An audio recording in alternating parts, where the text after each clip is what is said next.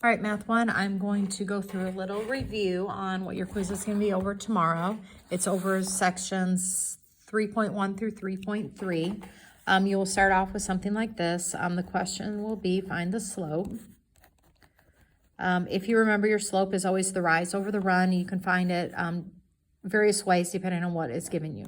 So the first one will be something with an ordered pair. You're not going to graph that. You are going to subtract, if you remember, your y's over your x's. So you will take 8 minus 4, 3 minus a negative 1. Well, remember, if you subtract a negative, it's really adding. So 8 minus 4 is 4. 3 plus 1 is also 4. So the slope is 1. All right, when we did this, I don't know if you remember our video we did with, you know, you had the puff positive guy that went up, and then I feel like he went down. Then there was, I don't know, nice negative or something like that. And then it went flat. That was a zero, slope zero fun. And then when he dropped off, it was undefined. So if you get something like this, we've talked about this in class, you might want to go back through and look at it because it's a common mistake with kids. If there is a 0 in the top of the numerator up here, then the slope is 0. That's your zero fun. All right. If the 0 occurs in the denominator, that is your undefined. Okay. You'll write undefined. That's this part right here. All right. That is when you have a vertical line. It is undefined. All right, so if these things occur, that is how you should answer it. And then obviously if it's just regular numbers without the zeros or whatever, make sure you simplify it down. So if you end up with 6 over 8, make sure it becomes 3 over 4. All right, then you're going to be given another one. Whoops, don't look at that. You're going to be given another one, and I will have some kind of a line like this graphed. And again, I will ask you to find the slope of that. You remember how you make your little slope triangle? And you look at it and say, well, obviously this is a negative sloping line, so your answer should be a negative. And then it doesn't really matter whether you make your slope triangle this way or this way. You're going to travel down 2. Remember, down is a negative movement. And then you're going to write 1, which is a positive movement. Rise over the run. So negative 2 over 1 has a slope of negative 2. All right, so you'll do a couple of those. If I give you an XY chart, you did this the other day, you know, you find your difference between these points, and then you'll always take your Y divided by your X. We did that on the IXL I gave you. All right, the next section on your quiz is going to be giving you some equations, and it will ask you if they are in direct variation. All right, if you remember, direct variation is in the form Y equals Kx. K is your slope or your constant. The B is always 0. All right, so you will have a 0.00. So you try to get Y by itself like we've been doing. All right, so you get Y equals 7/4 X. Yes, that is in this form, which means our constant of variation is 7/4. All right, if I give you something like this. All right, you're going to get Y by itself, so you're going to add the 5X over. Then you're going to divide everything by a 2. And you get Y is equal to, I'm going to put this first, 5 over 2X plus 5. This is not in this form. Your B has to be a 0 for direct variation. Here your B is a 5. So this is not a direct variation equation. It is a linear equation. It's still a straight line, but no, it is not a direct variation. This is a yes, it was, and here was your constant. All right, so you practice on those a little bit. Okay, we also did some, and I can't remember, these might have been on your IXL, I don't really remember, where I will say something like Y varies directly as X. Varies directly as X if Y equals 12 when X equals 4, and it will ask you to write the equation of this. So if you remember, Y varies directly as X, that's Y equals KX. All right, then you're going to, there are a couple of ways. We found our k. Remember, our k is always our y divided by our x. So 12 divided by 4, if we input those in the values, 12 divided by 4 is 3. So k is equal to 3. So I'm going to come write this equation.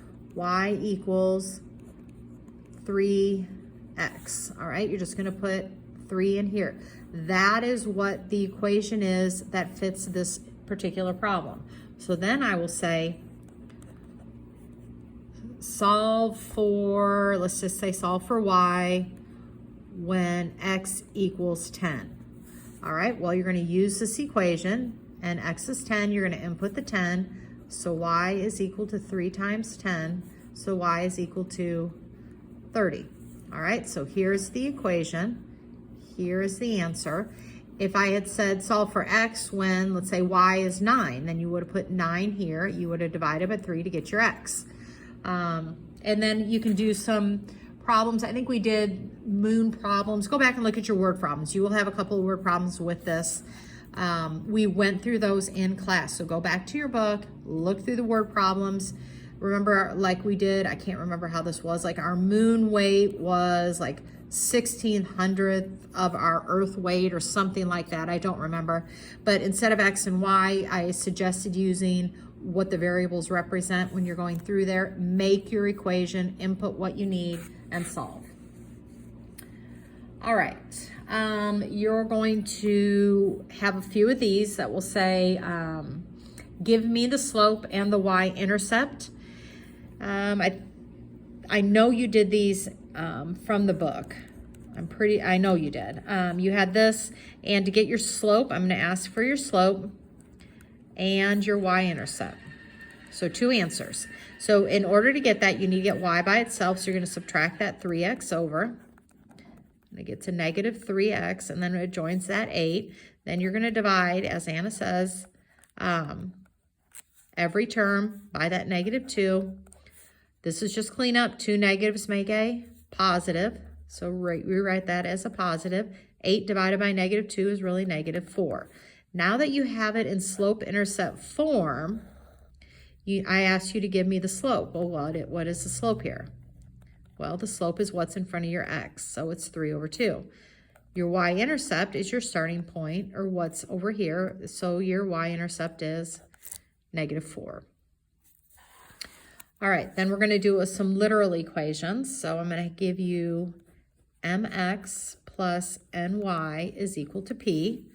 All right, same thing, you're going to subtract this over. So you get ny, and you subtract the mx over, joins the p. We divide everything by an n.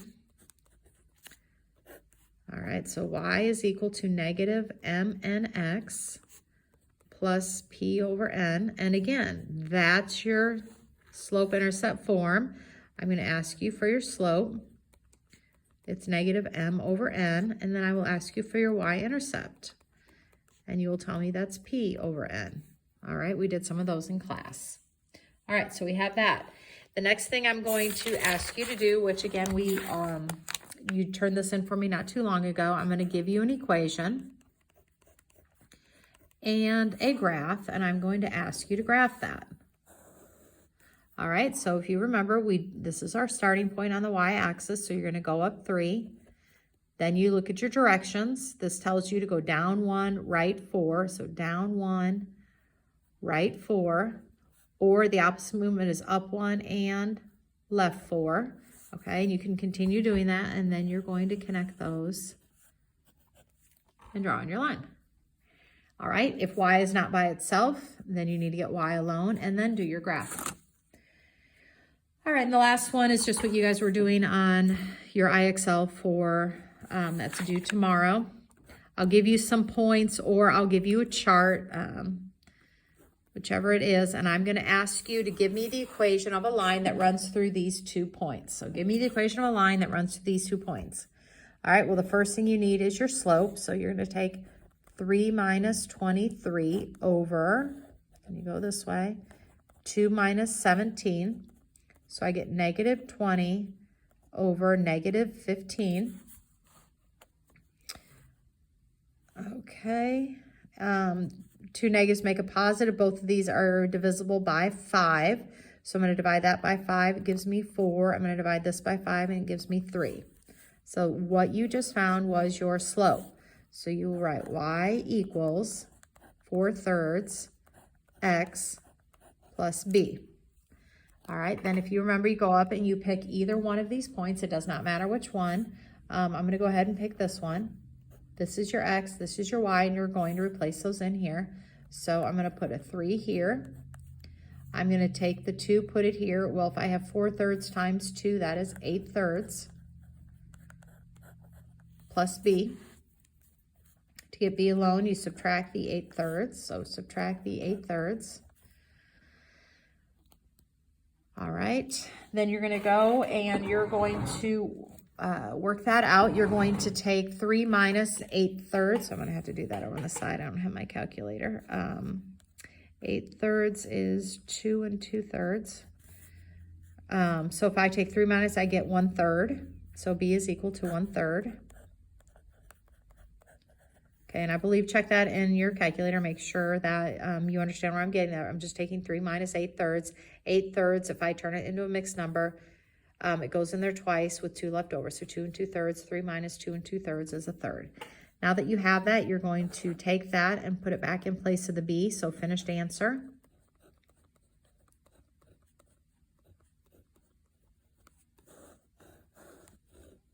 All right, and you can do that if you have a chart or anything like that.